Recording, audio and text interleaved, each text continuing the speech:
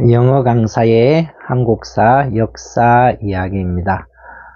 엊그제 시작된 것과 같았는데 2023년이 이제 그 막을 내리고 있습니다. 2024년 새해를 며칠 앞두고 있는데요. 우리 역사를 보면서 어두운 부분도 있고 밝은 부분도 있는데 오늘은 새해를 생각해 보면서 보다 희망찬 이야기를 한번 해 보고자 합니다.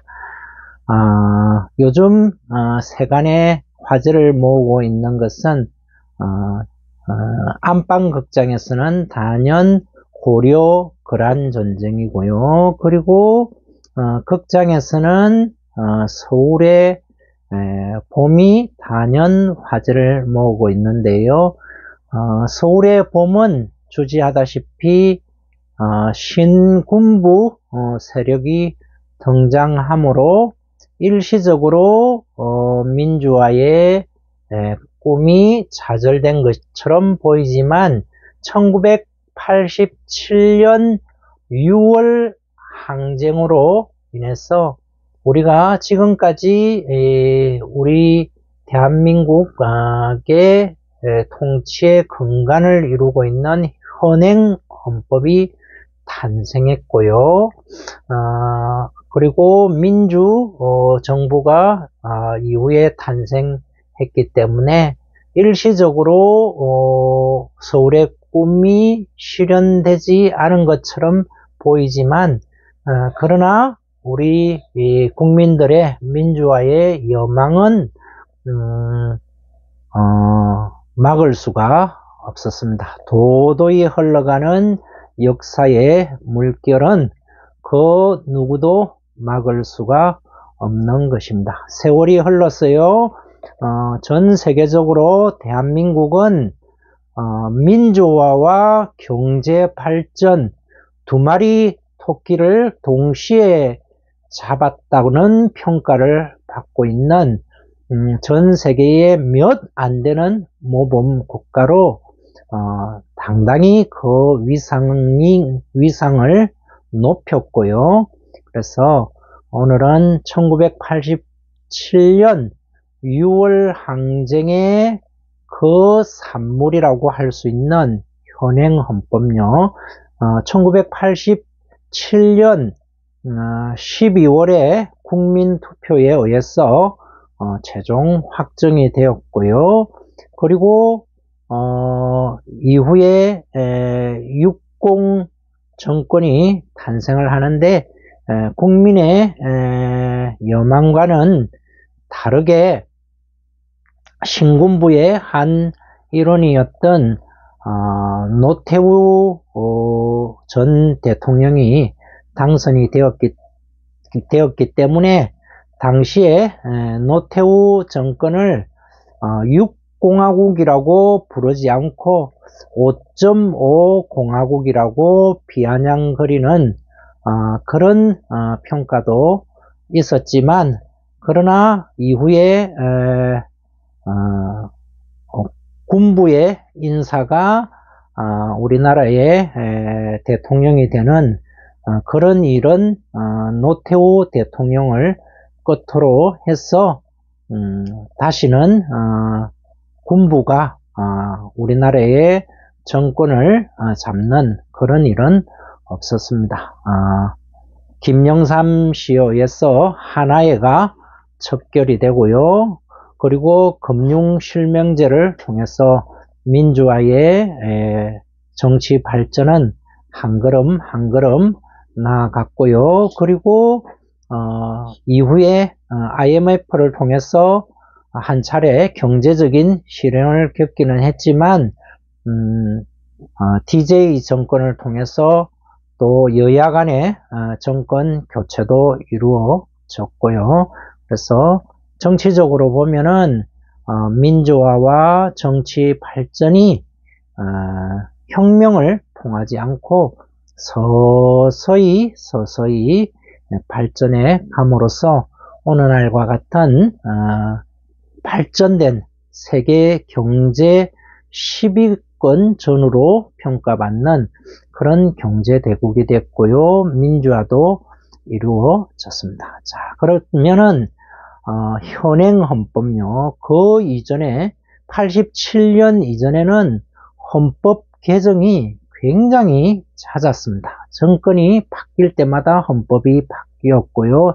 대통령 임기가 만료되면은 임기 연장을 위해서 또 헌법을 바꾸기도 하고요. 무려 8차례 헌법 개정이 있었는데 1987년 9차 헌법 개정 이후에 60 헌법 이후에는 1987년부터 현재까지 무려 40년 이상 현행 헌법이 그 체제를 유지하고 있고요. 그만큼 현행 헌법은 국민들의 민주화의 여망과 인권 신장에 국민들의 바람이 그 현행 헌법 속에 그대로 잘 녹아 들어갔다는 의미겠지요.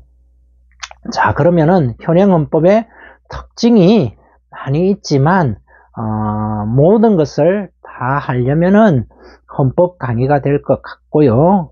국회에 한정해서 현행 헌법이 이전의 헌법과 어떻게 달라졌는지를 한번 살펴보면요. 일단 현행 헌법 이전에는 그 순서가 정부 기구의 순서가 행정부가 먼저 나오고 국회가 이후에 나오는 그런 순서였습니다. 자, 그런데 현행 헌법은 행정부 앞에 국회가 먼저 나오고 행정부 중에 행정부의 수반인 대통령이 나오고 행정각부가 나오는 순서가 바뀌어 있습니다.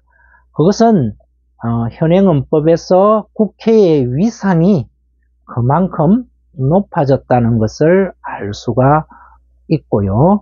그리고 1987년에 개정된 현행 헌법 이전에는 우리나라가 대통령제를 채택을 하고 있지만 국회가 대통령과 행정각부를 통제할 수 있는 정부의 독주를 막을 수 있는 그런 권한을 대통령에게 국회에 부여를 하고 있는데요. 그 대표적인 국회의 권한이 국정조사권 내지는 국정감사권인데요. 현행 헌법 이전에 우리나라의 헌법은 국정감사권을 헌법에 규정하고 있던가 아니면 국정조사권을 헌법에 규정하고 있던가.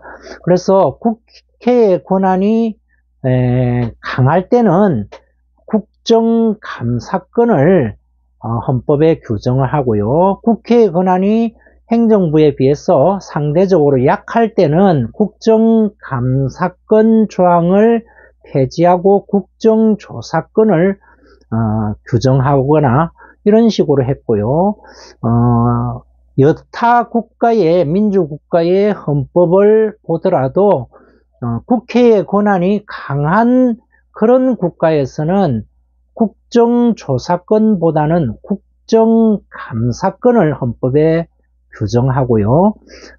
그에 반해서 국회의 권한이 다소 약한 그런 국가에서는 국정감사권을 인정하지 않고 국정조사권을 헌법에 규정합니다. 자, 그런데요, 우리나라의 현행 헌법은 물론 우리 헌정사가 대통령의 장기 집권과 권위주의 체제로 점철된 1987년 이전에요. 점철된 그런 헌정사였기 때문에 거기에 대한 반성적인 관점에서 현행 헌법이 제정되었기 때문에 그런 측면이 있긴 하지만 현행 헌법에는 국정조사권과 국정감사권이 동시에 규정이 되어 있는데요. 국내에서도 전례가 없을 뿐만 아니라 전 세계적으로 유례를 찾아보기 힘든 그런 제도입니다.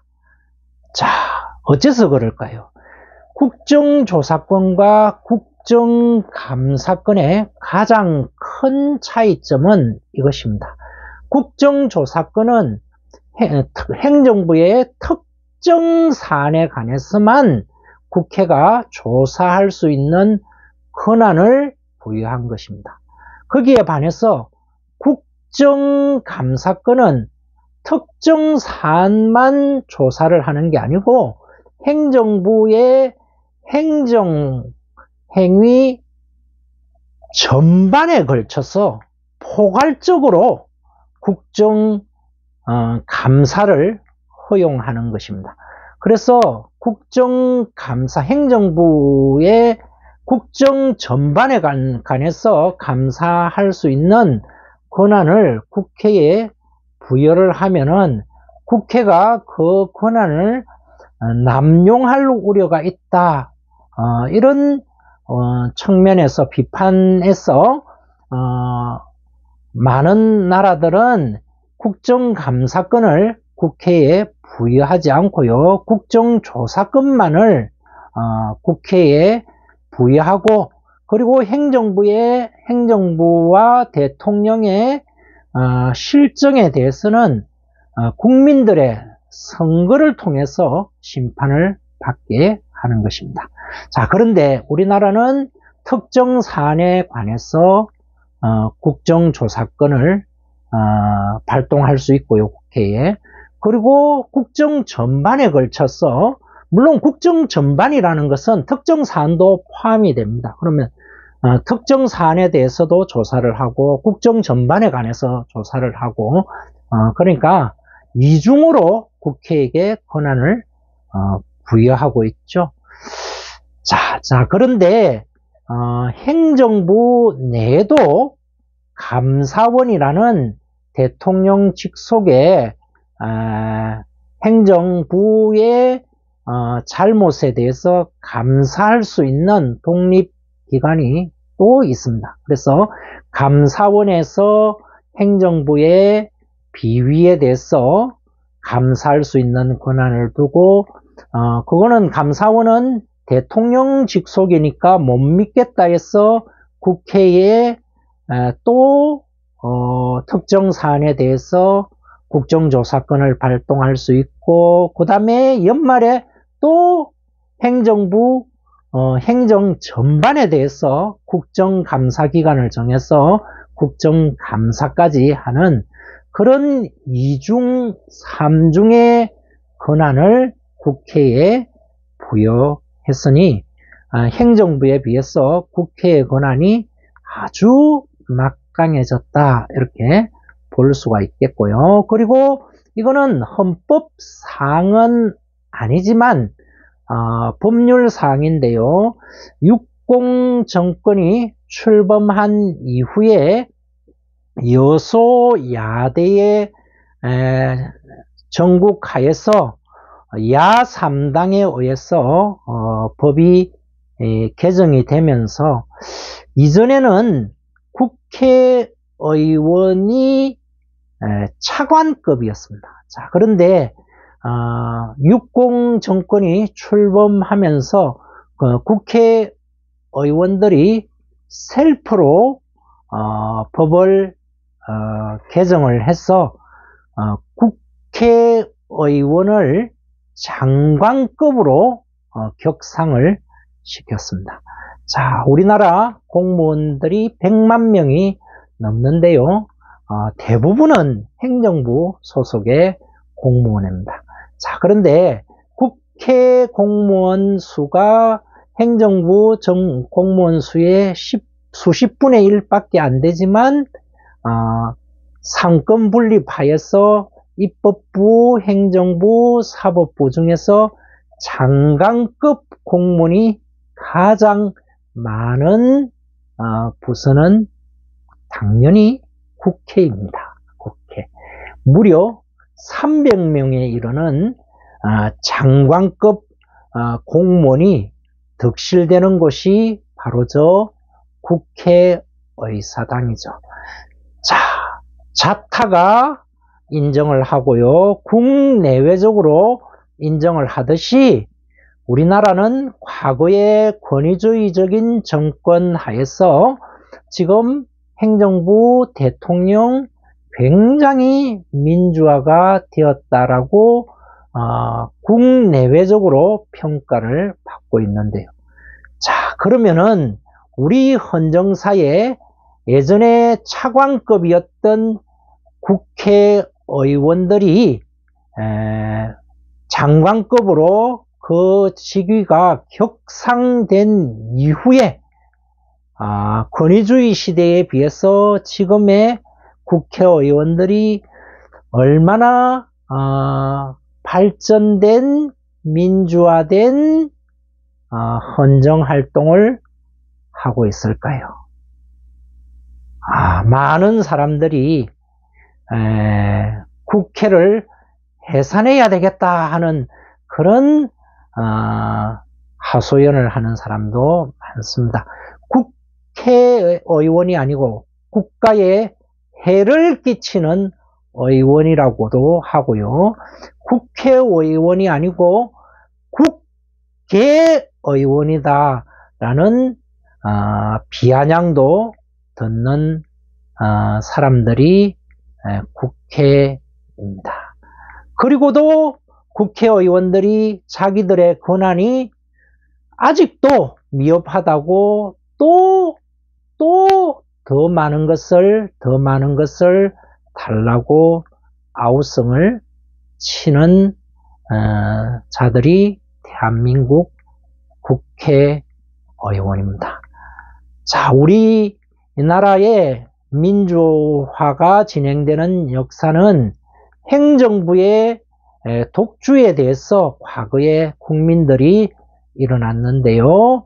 새해는 우리나라의 온전한 건전한 민주 발전을 위해서 국회를 정상화하기 위해서 대한민국의 국민들이 일어나는 그런 새로운 역사가 새해에 펼쳐지지 않을까, 그런 기대를 한번 해 보았습니다.